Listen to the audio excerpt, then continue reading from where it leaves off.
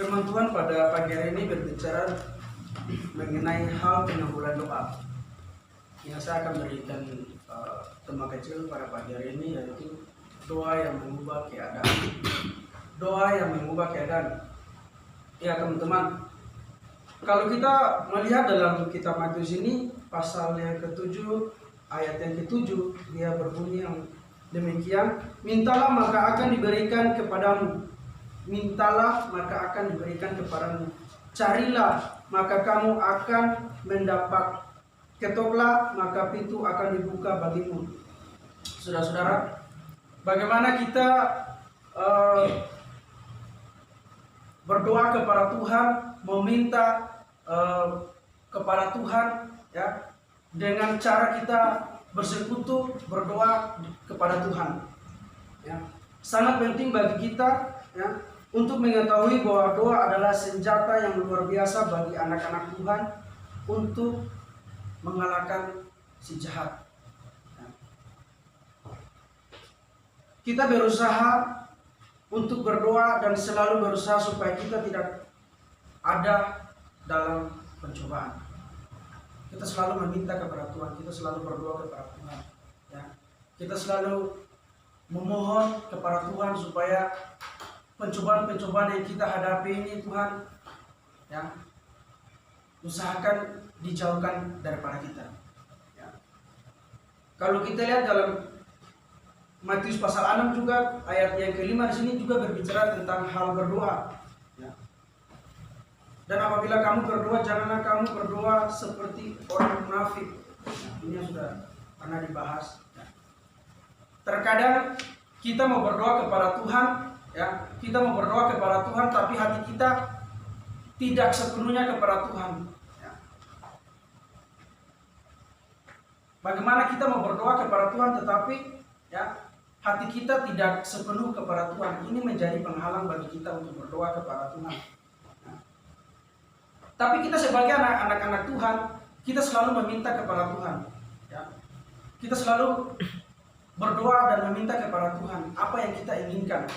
Ya, mintalah maka akan diberikan. Ya. Bukan kita berdoa hari ini kita minta sesuatu langsung Tuhan kabulkan. Tidak. Itu ada prosesnya. Ya. Ada prosesnya. Mungkin kita berdoa hari ini, kita berdoa, Tuhan, saya minta sponsor, contoh ya. Saya minta sponsor. Mungkin Tuhan nggak jawab, mungkin bulan ini atau bulan depan atau tahun ini Tuhan belum jawab. Mungkin tahun-tahun ke depan Tuhan akan menjawab doa kita. Asalkan kita berdoa dengan sungguh-sungguh. Ya. Ini diajarkan oleh Tuhan. Ya. Supaya kita berdoa dengan sungguh-sungguh. Bukan kita berdoa seperti yang dikatakan seperti orang munafik. Ya. Di saat kita susah, di saat kita ada dalam masalah, baru kita mulai berdoa kepada Tuhan, kita mulai cari Tuhan untuk berdoa. Ya. Tapi ketika kita ada di dalam kondisi yang enak, kita lupa dengan Tuhan. Kita jarang berdoa. Ya. Ini yang harus kita perhatikan. Bahwa dalam keadaan apapun, dalam situasi apapun, kita harus ada, ya, di dalam satu wadah untuk tetap berdoa kepada Tuhan, ya. Tetap mengandalkan Tuhan, tetap meminta kepada Tuhan. Jangan dalam situasi yang buruk, ya, situasi yang down, baru kita mulai cari Tuhan lalu berdoa, Tuhan, ya, saya sekarang lagi butuh Engkau, Tuhan. Ya, gitu. Tapi ketika sudah dikabulkan, kita lupa untuk mengucap syukur kepada Tuhan, ya, apa yang sudah Tuhan berikan. Ya. Seperti contoh nafas kehidupan kita. Setiap hari kita bisa menikmati oksigen, ya, ya, yang dimana Tuhan berikan alamiah. Ya. Bukan di rumah sakit lalu kita pakai tabung oksigen. Enggak, ini alamiah. Ya. Anugerah yang Tuhan berikan kepada kita. Perlu kita tahu bahwa ini adalah anugerah yang diberikan untuk kita menikmati. Seharusnya kita harus berdoa, meminta ucapan syukur, kita harus mengucap syukur kepada Tuhan bahwa Tuhan terima kasih Nafas kehidupan yang Engkau berikan kepada saya sampai pada saat ini saya masih bisa bernafas. Apakah kita bangun pagi, kita berdoa kepada Tuhan seperti itu atau tidak? Itu yang menjadi pelajaran bagi kita. Ketoklah, maka pintu akan dibukakan. Kalau kita datang ke rumah teman ya, atau ke rumah dosen, sudah pasti kita harus sapa lebih dulu. Atau kita ketuk pintu, baru dibuka. Kalau kita tidak mengetok, kita tidak sapa tuan rumah, mana mungkin mereka mau membuka pintu bagi kita. Hal demikian seperti kita berdoa kepada Tuhan. Kita harus ada komunikasi yang erat dengan Tuhan, ya, sehingga Tuhan tahu. Harus ada komunikasi yang erat dengan Tuhan. Kita berdoa, ya, mau berdoa dalam bentuk apapun pasti Tuhan akan dengar. Tidak mungkin Tuhan tidak dengar. Dalam bentuk apapun pasti Tuhan akan dengar. Ya. Mau kita berdoa di dalam hati, mau kita berdoa pakai suara kita, Tuhan pasti dengar. Ya. Pasti Dia dengar. Ya. Makanya kita harus berdoa dengan sungguh-sungguh. Kita harus berdoa dengan benar-benar hanya kepada Tuhan. Berdoa adalah sebuah perintah dan bukan pilihan atau himbauan. Jadi kita harus berdoa dengan sungguh-sungguh. Mengapa berdoa tidak ada gunanya? Kata orang-orang, ya, kalau berdoa itu tidak ada gunanya, sama aja kok Tuhan pasti akan memelihara kita. Kita bisa bedakan, ya, di mana ciptaan Tuhan, ya, dan kita bisa bedakan di mana anak-anak Tuhan. Kalau ciptaan Tuhan, sudah pasti Tuhan akan memelihara kita semua. Tapi kalau anak-anak Tuhan beda lagi. Ya. Kita ciptaan Tuhan ini, tidak perlu kita berdoa pun Tuhan akan memelihara kita. Karena ini kita ciptaan Tuhan. Tapi beda lagi dengan anak-anak Tuhan. Anak-anak Tuhan. Bukan anak Tuhan. Kalau anak Tuhan ya itu tunggal. Hanya kepada Yesus Kristus. Tapi kita adalah anak-anak Tuhan, jamak. Ya. Itu beda lagi. Ya. Apalagi kita sebagai hamba Tuhan, perlu kita berdoa supaya Tuhan akan memberikan kepada kita. Jadi kita bisa bedakan seperti itu. Ya. Nah, makanya kita lihat di sini bahwa kita bisa membedakan antara pemberian Tuhan sebagai pencipta kepada manusia ciptaannya dengan pemberian Tuhan sebagai Bapa kepada anak-anaknya. Ya. Kita bisa membedakan itu ya. Pemberian Tuhan sebagai pencipta kepada manusia ciptaannya dengan pemberian Tuhan sebagai Bapa kepada anak-anaknya. Ketika kita minta kepada Tuhan, sudah pasti Tuhan akan memberi apa yang kita minta. Tapi itu dalam proses. Apakah kita bertekun terus, ya, atau tidak? Ya, atau tidak? Ayat yang ke-8. Karena setiap orang yang meminta, menerima, dan setiap orang yang mencari, mendapat, dan setiap orang yang mengetok, baginya pintu akan dibukakan. Jangan kita berdoa seperti orang yang bertele-tele, ya. Maksud saya bukan berarti jangan kita berdoa panjang lebar dan segala macam, enggak. Kita berdoa kepada Tuhan, inti apa yang kita mau perlu, apa yang kita mau doakan itu intinya aja kepada Tuhan. Ya, jangan kita berdoa sudah dari Sabang sampai Merauke, balik putar lagi dari Merauke sampai Sabang lagi terus. Tapi intinya tetap satu. Contoh kita mau minta sponsor lah, ya. Kita mau minta sponsor, tapi kita berdoa tuh entah kemana-mana. Ya. Nah ini yang harus perlu kita bisa lihat. bahwa kita berdoa ya bukan berarti bertele-tele itu panjang dan enggak. Saya nggak bilang harus kita berdoa, saya nggak bilang kita jangan berdoa terlalu panjang, enggak. Intinya walaupun kita berdoa panjang, tapi fokus kita kepada satu titik, apa yang kita minta kepada Tuhan ya. Jangan kita seperti orang-orang munafik ya. Kenapa saya bilang seperti itu? Karena ketika kita meminta kepada Tuhan dengan motivasi yang baik, sudah pasti Tuhan akan tahu, oh dia ini berdoa dengan motivasi yang baik ya. Terkadang ada orang yang karena saking membencinya dia kepada orang lain, kadang dia berdoa untuk Tuhan semoga hari ini dia kenal kecelakaan, tabrak dan segala macam ya. Itu bagi saya itu bukan berdoa namanya, tapi itu mengutuk orang. Bagaimana kita mau berdoa dengan yang baik, tetapi dengan motivasi kita yang salah. Nah makanya di sini Tuhan ajarkan kita supaya bagaimana kita berdoa ya kepada Tuhan dengan hati yang murni, hati yang bersih ya, berdoa kepada Tuhan dengan segala sesuatu yang fokusnya hanya kepada Allah. Nah, kalau kita melihat dari pasal 6 dan pasal 7 ini sangat menarik ya. Di sini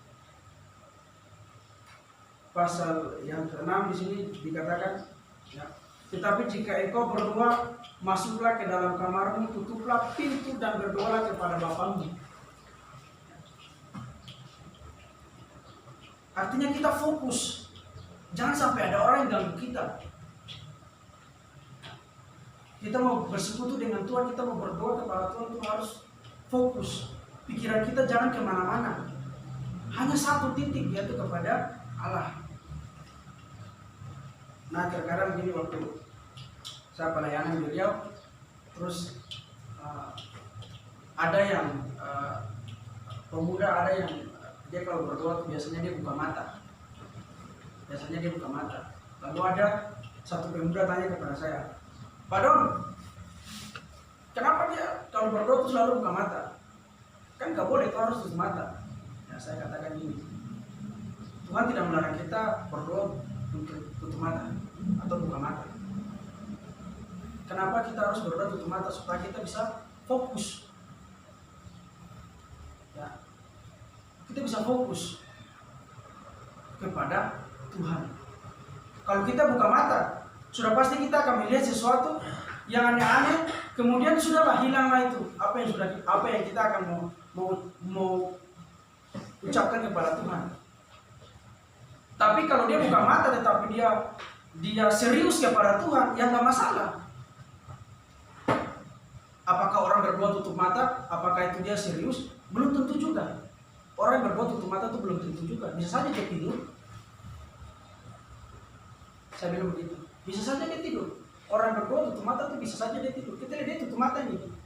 Tapi jangan sampai dia sudah tidur itu. Jadi bagi saya berdoa buka mata nggak masalah bagi saya. Saya bilang ini. Kalaupun itu dia mau berdoa buka mata, harus sungguh-sungguh kepada Tuhan.